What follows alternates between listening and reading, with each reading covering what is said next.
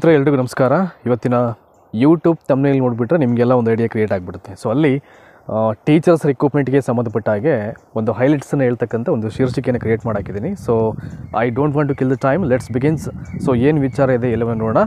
So various ಡಿಪಾರ್ಟ್ಮೆಂಟಿಂದ ಸುಮಾರು 30,000 ಹತ್ತಿರ ಹುದ್ದೆಗಳನ್ನು ಕನ್ಫರ್ಮ್ ಮಾಡಲಿಕ್ಕೆ ಈಗಾಗಲೇ ಸಾಕಷ್ಟು ಚರ್ಚೆಗಳು ನಡೀತಾ ಇದೆ. ಅದರಲ್ಲಿ ಭಾಳ ವಿಶೇಷವಾಗಿ 20,000 ಆಫ್ ಟೀಚಿಂಗ್ ಪೋಸ್ಟನ್ನು ಕಾಲ್ಫರ್ ಮಾಡಲೇಬೇಕು ಈ ವರ್ಷ ಅಂತಕ್ಕಂಥ ಒಂದು ಚರ್ಚೆಗಳಾಗ್ತಾ ಇದೆ.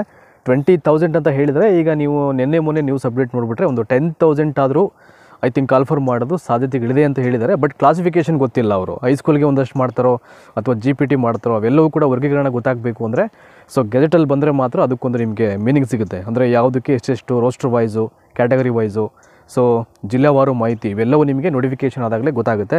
ಬಟ್ ದಯಮಾಡಿ ನೋಟಿಫಿಕೇಷನ್ ಆವಾಗ ಅಂತ ಕೇಳಿಬಿಡಿ, ಅದು ಆಕ್ಯುರೇಟಾಗಿ ಹೇಳಲಿಕ್ಕಾಗಲ್ಲ. ಸೊ ನೋಡೋಣ ಏನಿದೆ ಅಂತ. ಈಗ ನೋಡಿ, ವೆರಿ ಫಸ್ಟ್ ಹೆಡ್ಡಿಂಗಲ್ಲಿ ಸೊ ಪ್ರತಿಯೊಂದನ್ನು ಮಾರ್ಕ್ ಮಾಡಿಕೊಂಡು ನಿಮಗೆ ಅದನ್ನು ಓದಿ ಎಕ್ಸ್ಪ್ಲೇನ್ ಮಾಡೋ ಪ್ರಯತ್ನ ಮಾಡ್ತೀನಿ ನಾನು. ಸೊ ಕ್ವಿಕ್ಕಾಗಿ ನೋಡೋಣ. ಈಗ ನೇಮಕಾತಿ ಪರ್ವ, ಖಾಲಿ ಹುದ್ದೆಗಳ ಭರ್ತಿಯತ್ತ ಚಿತ್ತ ಅಂತಿದೆ. ಬಜೆಟ್ನಲ್ಲಿ ಘೋಷಣೆ ಸಾಧ್ಯತೆ. ಸೊ ಬಹುತೇಕರ ಅಭಿಪ್ರಾಯ ಇದೆ ಸೊ ಬಜೆಟಲ್ಲಿ ಇವೆಲ್ಲವನ್ನು ಡಿಕ್ಲೇರ್ ಮಾಡ್ತಕ್ಕಂಥ ಚಾನ್ಸಸ್ ಇದೆ ಅಂತ. ಈ ರಿಕ್ರೂಟ್ಮೆಂಟ್ ಪ್ರೊಸೀಜರ್ಸ್ ಏನಿದೆ ಇವೆಲ್ಲವನ್ನು. ಸೊ ಈ ಸುದ್ದಿಯನ್ನು ಕೊಟ್ಟಿರ್ತಕ್ಕಂಥವ್ರು ಸೊ ರುದ್ರಣ್ಣ ಹರ್ದಿಕೋಟೆ ಬ್ಯಾಂಗ್ಳೂರು ಅಂತ. ನೋಡಿ, ಕ್ಲಿಯರ್ ಕಟ್ಟಾಗಿ ಎಲ್ಲವನ್ನ ಮೆನ್ಷನ್ ಮಾಡಿ ಅವರು ಹೇಳಿದ್ದಾರೆ ಈಗ. So we have to start from the very first paragraph and here we go. ನೋಡಿ, ಇಲ್ಲಿ ರಾಜ್ಯ ಸರ್ಕಾರದ ಸೇವೆಗಳನ್ನು ಜನರಿಗೆ ಸಮರ್ಪಕವಾಗಿ ತಲುಪಿಸಿ ಆಡಳಿತವನ್ನು ಇನ್ನಷ್ಟು ಪರಿಣಾಮಕಾರಿಯಾಗಿಸಲು ಸರ್ಕಾರ ಖಾಲಿ ಹುದ್ದೆಗಳ ಭರ್ತಿಯತ್ತ ಗಮನ ಹರಿಸಿದ್ದು ಸುಮಾರು 30,000 ಹುದ್ದೆಗಳ ನೇಮಕಕ್ಕೆ ಹಸಿರು ನಿಶಾನೆಯನ್ನು ತೋರಿಸಿದೆ. ಅಂದರೆ ಗ್ರೀನ್ ಸಿಗ್ನಲ್ ಪಾಸ್ ಮಾಡಿದೆ ಅಂತ. 30,000 ಆಫ್ ವೇರಿಯಸ್ ರಿಕ್ರೂಟ್ಮೆಂಟನ್ನು ನಾವು ತಗೊಳ್ಳಿಕ್ಕೆ. ಸೊ ರಾಜ್ಯದಲ್ಲಿ ಸುಮಾರು 2.5 ಲಕ್ಷ, ಅಂದರೆ 2.5 ಲಕ್ಷಕ್ಕೂ ಹೆಚ್ಚು ಅಂತ ಅಂದ್ಕೊಳ್ಳಿ, 2.58 ಇದೆ ಇಲ್ಲಿ, ಅಷ್ಟು ಹುದ್ದೆಗಳು ಖಾಲಿ ಇರುವಂಥದ್ದು. ಸೊ ಸಹಜವಾಗಿ ನೌಕರರ ಮೇಲೆ ಕಾರ್ಯದ ಒತ್ತಡ ಕಡಿಮೆಯಾಗಬೇಕು ಅಂತ ಕಾರಣಕ್ಕಾಗಿ ನೌಕರರ ಸಂಘಟನೆಗಳು ಪದೇ ಪದೇ ಖಾಲಿ ಹುದ್ದೆಗಳ ಭರ್ತಿಗೆ ಒತ್ತಡ ತರುತ್ತಲೇ ಇವೆ. ಏಕೆಂದರೆ ಕಾಲಕ್ಕೆ ಹುದ್ದೆಗಳು ಭರ್ತಿ ಆಗಲಿಲ್ಲ ಅಂದಾಗ ಏನಾಗುತ್ತೆ, ಈಗಾಗಲೇ ಕೆಲಸ ಮಾಡ್ತಿರತಕ್ಕಂಥ ಸಿಬ್ಬಂದಿಗಳಿಗಾಗಲಿ, ಎಂಪ್ಲಾಯೀಸ್ಗಾಗಲಿ, ಯಾವುದೇ ಡಿಪಾರ್ಟ್ಮೆಂಟ್ ಆಗಲಿ ಸೊ ಹೆಚ್ಚುವರಿಯಾಗಿ ಒಂದಷ್ಟು ಕೆಲಸ ಕಾರ್ಯಗಳನ್ನು ಅವ್ರಿಗೆ ಐ ಥಿಂಕ್ ನಿರ್ವಹಣೆ ಮಾಡಲಿಕ್ಕೆ ಹೇಳ್ತಾರೆ. ಆವಾಗ ಸೊ ಆಟೋಮ್ಯಾಟಿಕಲಿ ಅವ್ರಿಗೆ ಸ್ಟ್ರೆಸ್ ಆಗುತ್ತೆ, ಒತ್ತಡ ಜಾಸ್ತಿ ಆಗುತ್ತೆ. ಅವೆಲ್ಲ ಕಡಿಮೆ ಆಗಬೇಕು ಅಂದರೆ ಆ್ಯಂಡ್ ಕಾಲಕ್ಕೆ ರಿಕ್ರೂಟ್ಮೆಂಟ್ಸ್ ಕರಿಬೇಕು ಅವರು. ಸೊ ಅದರಿಂದ ಸರ್ಕಾರ ಗ್ಯಾರಂಟಿಯ ಆರ್ಥಿಕ ಒತ್ತಡದ ನಡುವೆಯೂ ನೇಮಕಾತಿಗೂ ಆದ್ಯತೆ ನೀಡುತ್ತಿದೆ ಎಂದು ಮೂಲಗಳು ಸ್ಪಷ್ಟಪಡಿಸಿವೆ. ಇನ್ನು ಉಳಿದಂತೆ ನೋಡೋಣ ಒಂದು ಕಡೆ ಏನಿದೆ ಅಂತ. ಇಲ್ಲಿ ಸರ್ಕಾರದ ಹುದ್ದೆಗಳ ನೇಮಕ ಆರ್ಥಿಕ ಹೊರೆ ಎಂಬುದು ಆಡಳಿತ ಸುಧಾರಣೆ ನೆಪದಲ್ಲಿ ಹೇಳುವ ಮಾತು. ಹೆಚ್ಚುತ್ತಿರುವ ನಿರುದ್ಯೋಗ ಸಮಸ್ಯೆಗೆ ಖಾಸಗಿ ವಲಯವೇ ಪರಿಹಾರ ಎಂಬ ಅಭಿಪ್ರಾಯವಿದೆ. ಆದರೂ ಸರ್ಕಾರದ ಕಾರ್ಯಾಂಗಕ್ಕೆ ಹೊಸ ರಕ್ತ ಬರಬೇಕೆಂಬ ಕಾರಣಕ್ಕೆ ನೇಮಕಾತಿಯು ಆದ್ಯತೆ ನೀಡಲಾಗುತ್ತಿದೆ ಎಂದು ಹೇಳಲಾಗ್ತಾ ಇದೆ ಸದ್ಯ.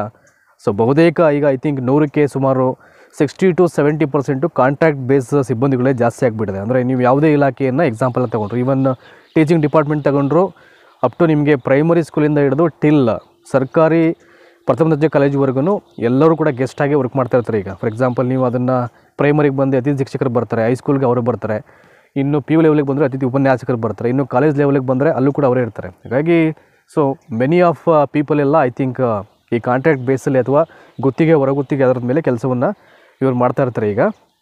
ಸೊ ಅದರಲ್ಲಿ ಸುಮಾರು 1.5 ಲಕ್ಷ ಜನ ದುಡಿತಾ ಇರೋದು ಈಗ ಕಾಂಟ್ರಾಕ್ಟ್ ಬೇಸಲ್ಲಿ. ಈ ನೌಕರಿಗೆ ಯಾವುದೇ ಉತ್ತರದಾಯಿತ್ವ ಇರೋದಿಲ್ಲ. ಆದ್ದರಿಂದ ಮುಂದಿನ ದಿನಗಳಲ್ಲಿ ಹೆಚ್ಚು ಸಮಯ ಇವರನ್ನು ನಂಬಿ ಸರ್ಕಾರ ನಡೆಸಲಿಕ್ಕೆ ಸಾಧ್ಯವಿಲ್ಲ ಎಂಬ ಅಭಿಪ್ರಾಯವಿದೆ. ಆದ್ದರಿಂದ ಖಾಲಿ ಹುದ್ದೆ ಭರ್ತಿಗೆ ಸರ್ಕಾರ ಮುಂದಾಗಿದೆ. ಅವರನ್ನು ನಂಬಿ ಐ ಥಿಂಕ್ ಸರ್ಕಾರ ನಡೆಸಲಿಕ್ಕೆ ಸಾಧ್ಯವಿಲ್ಲ ಅನ್ನೋ ಅಭಿಪ್ರಾಯ ಹೇಳಿದರೆ, ಬಟ್ ಈಗ ಅವ್ರನ್ನ ನಂಬಿಕೊಂಡೇ ಈಗೆಲ್ಲ ಕಾರ್ಯಗಳನ್ನು ಮಾಡಿಸ್ಕೋತಾ ಇರೋದು. ಇದನ್ನು ಯಾಕೆ ಹೇಳಿದ್ರು ಗೊತ್ತಿಲ್ಲ ನನಗೆ. ಸೊ ಇನ್ನು ಉಳಿದಂತೆ ಇದೆಲ್ಲ ಹೇಳಲಿಕ್ಕೆ ಹೋಗಲ್ಲ ನಾನು. ಸೊ ನೋಡಿ, ಇಲ್ಲಿ ಎಷ್ಟು ಹುದ್ದೆಗಳು ಖಾಲಿ ಇದೆ ಅಂತಕ್ಕಂಥ ಒಂದು ಕಾಲಮಲ್ಲಿ ಎಲ್ಲವನ್ನು ಅವರು ಒಂದಷ್ಟು ಕ್ಲಾಸಿಫಿಕೇಷನ್ ಮಾಡಿದ್ದಾರೆ. ನೋಡೋಣ ಈಗ ಇಲ್ಲಿ. ಸೊ ವರ್ಗ, ಒಟ್ಟು ಮಂಜೂರು ಮತ್ತು ಖಾಲಿ ಅಂತಿದೆ ಇಲ್ಲಿ. ಸೊ A ವರ್ಗ, B ವರ್ಗ, C ವರ್ಗ, D ವರ್ಗ ಮತ್ತು ಅದರ್ಸಲ್ಲಿ ಸುಮಾರು ಒಟ್ಟು ಮಂಜೂರು 24,834 ಅಂತಿದೆ.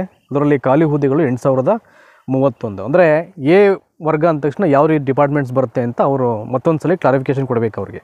ಈಗ A ವರ್ಗ ಅಂದರೆ ಯಾವ್ದು ಬರುತ್ತೆ, ಯಾವ ಇಲಾಖೆ ಬರುತ್ತೆ, ಯಾವ ಹುದ್ದೆಗಳು ಬರುತ್ತೆ. ಹಾಗೆಯೇ B ವರ್ಗ ಆಗಿರ್ಬೋದು, C ವರ್ಗ ಆಗಿರ್ಬೋದು, D ವರ್ಗ ಆಗಿರ್ಬೋದು. ಇವೆಲ್ಲ ಸಬ್ ಕ್ಲಾಸಿಫಿಕೇಷನ್ ಮಾಡಿದ್ರೆ ಈಸಿಯಾಗಿ ಕನ್ವೆ ಆಗುತ್ತೆ. ನೋಡೋಣ ಅದು. ಸೊ ಮುಂದಿನ ದಿನಗಳಲ್ಲಿ ಅದೆಲ್ಲ ಬರ್ಬೋದು ಅಂತ ಅಂದ್ಕೊಂಡಿದ್ದೀನಿ ನಾನು. ನೋಡಿ, ಇಲ್ಲಿ ಭಾಳ ಪ್ರಮುಖವಾಗಿ ಹಾಗೆ ಕಾಲ್ ಆಫ್ ಮಾಡ್ತೀನಿ ನಾನು. ಬಜೆಟ್ನಲ್ಲಿ ಪ್ರಸ್ತಾವ ಅಂತಿದೆ. ಸೊ ಈ ಸುದ್ದಿಗಳು ಐ ಥಿಂಕ್ ದಿನೇ ಚರ್ಚೆಗೆ ಬರ್ತಾ ಇರೋದ್ರಿಂದ ಮೇ ಬಿ ಸಾಧ್ಯತೆ ಇದೆ ಅಂತಕ್ಕಂಥದ್ದು. ಸೊ ನಮಗೂ ಒಂದು ಗ್ರೀನ್ ಸಿಗ್ನಲ್ ಸಿಕ್ಕಿದ ಹಾಗೆ ಇದು. ನೋಡೋಣ ಈಗ. ಬಜೆಟ್ನಲ್ಲಿ ಪ್ರಸ್ತಾಪ ಅಂತ ಹೇಳಿದ್ದಾರೆ.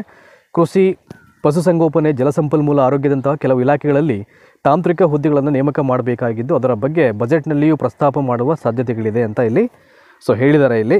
ಇನ್ನು ಉಳಿದಂತೆ ನಾನು ಈಗ ಡೈರೆಕ್ಟ್ಲಿ ಟೀಚಿಂಗ್ ಡಿಪಾರ್ಟ್ಮೆಂಟ್ ಬಂದ್ಬಿಡ್ತೀನಿ ಈಗ. ನೋಡಿ, ಇಲ್ಲಿದೆ ನೋಡಿ ಇಲ್ಲಿ.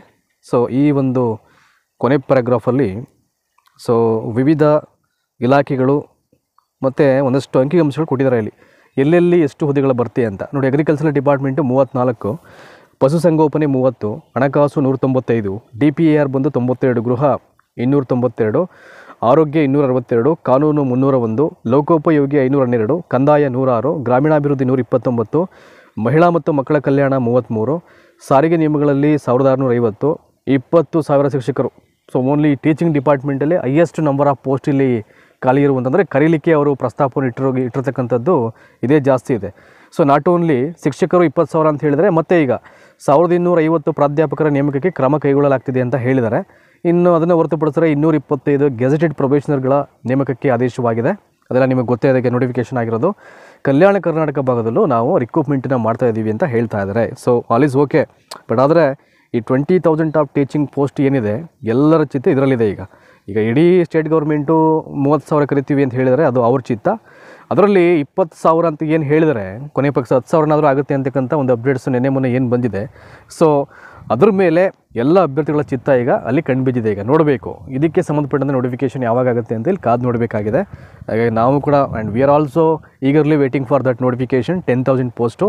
ಸೊ ನೋಡೋಣ, ಸೊ ವಿಲ್ ಬಿ ಸಿ ಯಾವಾಗ ಆಗುತ್ತೆ ಅಂತ. ಸೊ ಧನ್ಯವಾದ ಇಷ್ಟೊತ್ತು ಈ ಮಾಹಿತಿಯನ್ನು ವಾಚ್ ಮಾಡೋದಕ್ಕೆ. ಯಾವುದೇ ಅಪ್ಡೇಟ್ಸ್ ಬಂದರೂ ಕೂಡ ಇದಕ್ಕೆ ಸಂಬಂಧಪಟ್ಟ ಹಾಗೆ ಟೀಚಿಂಗ್ ಬಗ್ಗೆ ಖಂಡಿತವಾಗಲೂ ನಿಮಗೆ ಟೆಲಿಗ್ರಾಮ್ ಮುಖಾಂತರವಾಗಿ, ಯೂಟ್ಯೂಬ್ ಮುಖಾಂತರವಾಗಿ ನಮ್ಮ ಕಡೆಯಿಂದ ನಿಮಗೆ ಎಲ್ಲ ಇನ್ಫಾರ್ಮೇಷನ್ಸು ಪ್ರೊವೈಡ್ ಆಗ್ತಾ ಇರುತ್ತೆ. Thank you so much.